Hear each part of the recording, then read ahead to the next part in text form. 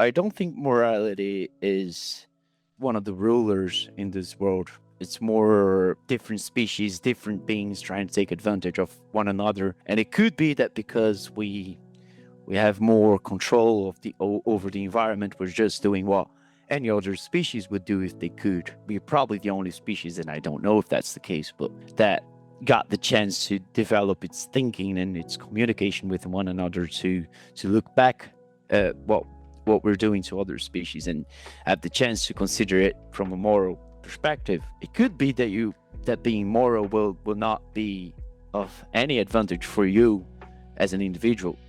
Oh, so I don't think the tiger is being moral, but it probably doesn't matter to him. It just wants to survive.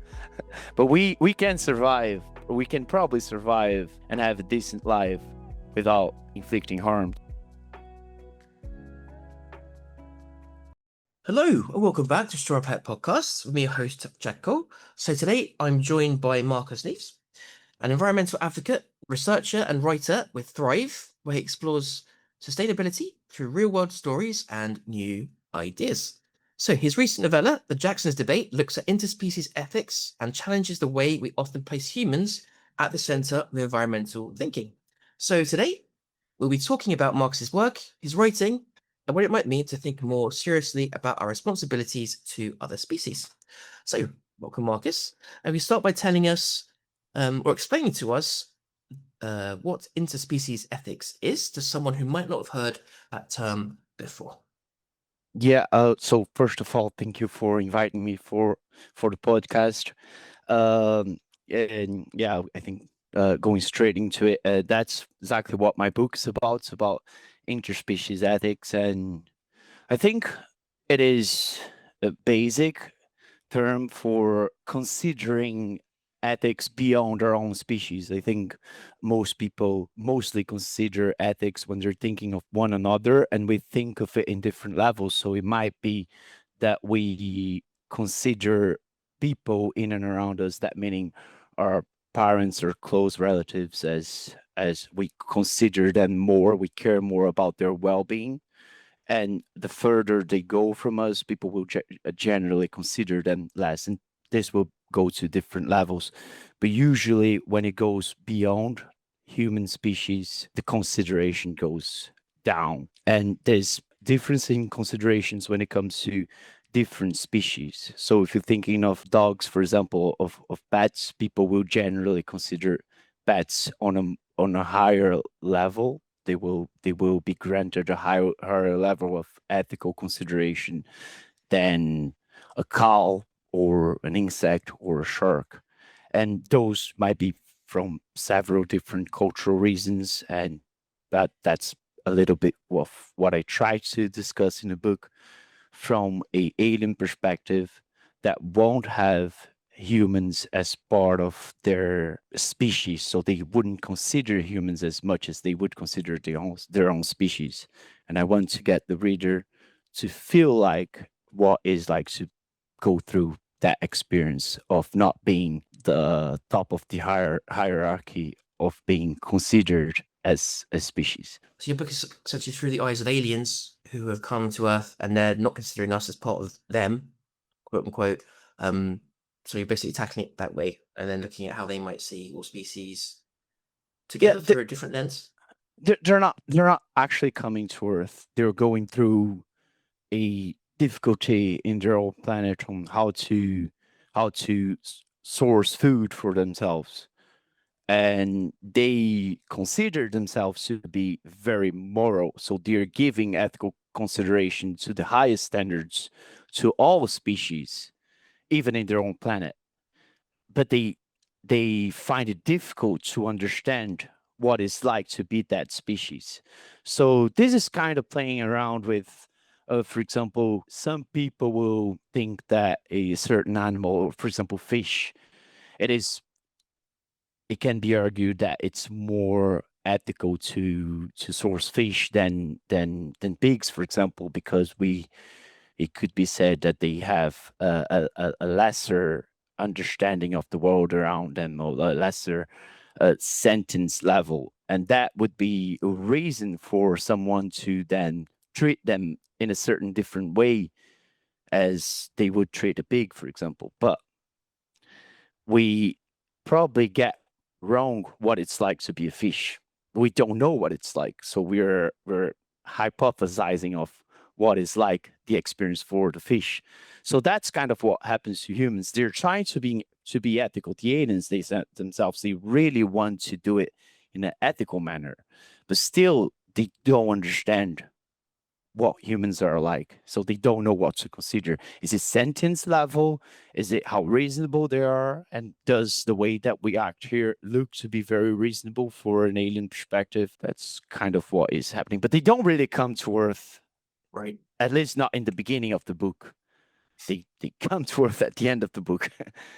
Was there a particular moment or experience that made you think seriously about our moral responsibilities to other species? So it's always difficult to bring it down to a certain moment, but probably I'm 28 years old now, so that was probably when I was 14, and I read the World Haunted by Demons by Carl Sagan.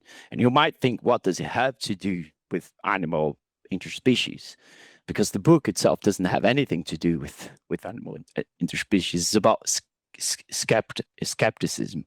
So it's mostly about religion or belief systems that people hold and how they held it throughout history and how they changed against evidence and what evidence was presented or scientific understandings or knowledges that came about as time went forward and how uh, belief systems changed over time given scientific evidence.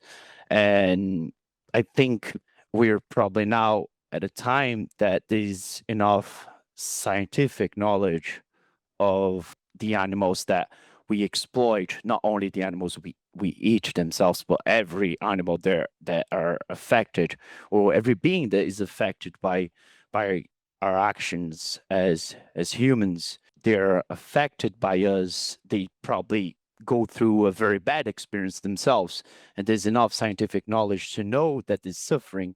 So there should be a change in the morals in which we look at those sorts of relationships. So I think coming back to your question, I think the point in time it dawned on me was that we have enough scientific knowledge of what is a more ethical way of going about our lives, but still our morals find it perfectly fine, at least to most people, to exploit other beings. Why did you choose fiction as a way into this subject rather than perhaps a more straightforward article or essay? So I was doing my master's on sustainable development, and most of the time I'd be writing, for example, about orangutan conservation or reintroduction of species, reintroduction of beavers in the UK.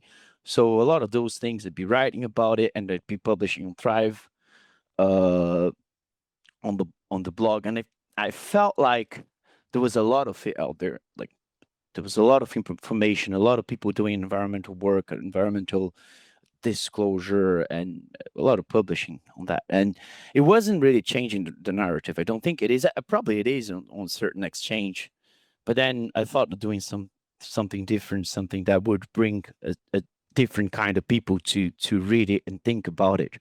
Because when you're writing about reintroduction of species, for example, most people that will want to read it are a certain type of people. They're not probably considering uh, reading other sorts of writings. So if I'm taking people that you will usually read from science fiction or that will read it just for fun, as entertainment, and as they're being entertained, they can think more deeply about interspecies or the sustainable situation that we are in at the moment.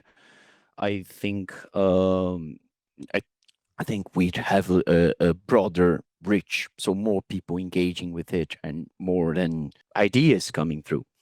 Because the idea was not only to have the Jacksons debate. The idea was for can fiction help us thrive to be a series? So people would have their different sorts of ideas about a different sustainability issue in the world. For example, I don't know, the use of AI, and they could make a sci-fi or whatever fiction on that sense, and then there would be a different sort of reader than those that only read about sustainability or economics or whatever. Okay. And so, of course, you've touched on some of the themes, but what are some of the main ideas in the book? So I think the main idea is how we consider other species in the way that we talk about animals or other species, and the assumptions they have about us, that we, knowing how we are as a species, we know that they might be wrong or we might disagree, but not having the opportunity to disagree. And the second issue in the book that I think it's more subjective, and I don't know if that was like if all the readers had that same interpretation that I had, because people will have different interpretations of my own book that are different to mine, is how difficult it is to be ethical. So the aliens are really trying to be ethical about the way they want to harvest humans or to eat humans or to exploit humans, but they're actually trying to do it in an ethical manner, but they're probably failing to do it. And that's, I think, the philosophically deep aspect of the book, in my opinion. I think even if we make a decision that we will now, if like 100% of humanity agrees that we want to be ethical and we want to consider every species equally, how do we then enforce it? And in trying to enforce it, will we be actually be enforcing it? So is it actually possible? Because it could be. So the whole, I think that's what makes it a satire, is that they consider that they're being ethical towards humans and towards the other species they come across, but they're actually probably not being ethicals, I don't think. But I don't know what is the answer to that question, actually. Okay, I think that ties us on nicely to my next question. So moving beyond the book a little bit. So when we talk about giving other species these moral considerations, what might that look like in practice? Be it Yeah. policy or education? What do you think? Yeah. That's exactly the question it brings us to. So I read the book of Martha Nussbaum, I'd say as inspiration to my own book. I think it's Animal Justice, and I think her she has the 10 frameworks for considering other species. I think that's very useful. I think that's a good guideline. I thought it was convincing, but one of the things we can talk about is, for example, coexistence with animals. We'll probably probably need it anyway, so that's probably unavoidable. So we should probably try to do it in a more sustainable ways for animals. We probably should stop. I think that should be a starting point, making an actual effort as a society and an integrated society to stop killing them, creating them. So I think stop eating uh, um, uh, yeah, most of the animals would be I think one of the first steps we could take, but then we should like consider all the consequences of it. And but I know there's a lot of people with a lot more knowledge of me that will have proposals that can be seriously considered. But I think veganism and like biodiversity consideration in general is not very high in the agenda anywhere. So I think probably the one thing that we could do is bring it more to the forefront of the agenda, of political agenda in most countries, which I think it isn't the case. I think it's usually a adjacent subject, so people are not seriously thinking about it, at least not the decision makers. Really agree. Just to play devil's advocate for a moment. So you're obviously talking about veganism, um, not so, of course, in diet, and I imagine same with like leather and clothing. So Yeah. complete reduction in animal products. what do you think about so again, so looking at the animals themselves, how animals might then think and then interpret their relationship with different animals. Where does that leave predators? So, for example, is a tiger an immoral animal, or and again, I tend to lean on more, sorry, your more side of things. I'm just curious to know that if we're looking at all animals and all biodiversity, naturally, there's a lot of, uh, you know, carnivorous species that are sort of part of the same ecosystems. Where does that sort of tie into? Sort of wider question. Yeah, I think that's a good question, first of all. I don't think morality is one of the rulers in this world. I don't think nature is ruled by morality. It's more different species, different beings trying to take advantage of one another, and it could be that because we have more control of over the environment, we're just doing what any other species would do if they could.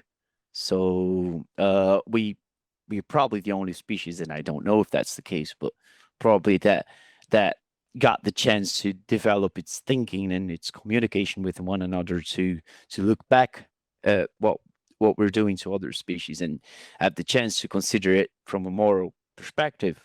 Uh, it could be that being moral will not be of any advantage for you as an individual. Or so I don't think the tiger is being moral, but it probably doesn't matter to him. It just wants to survive. Yeah. But we can survive. We can probably survive and have a decent life without inflicting harm to others. So I think that's something it would be it would be moral for us to try to do. No, I think that's a very good answer. That's a very good answer. Okay, so now where might we draw the line between human needs and the needs of other species? Because naturally, questions of nutrition, health, and things would come up. So yeah, so but where would the line be, if any?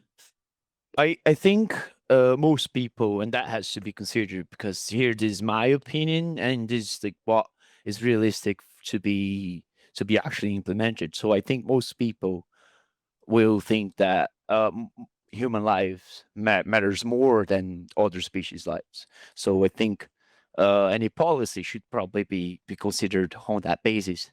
My personal opinion might be that human lives are not more important than any other species lives or some of other species life, but I don't think that matters too much because like that's not a realistic way that people will in a cohesive sort of way think about it. They will probably want human life to be more to be higher in the hierarchy. So I think there has to be a line for thinking of policy, but actually implementing it. So uh, human life has to be prioritized when it's on the line against any other species life.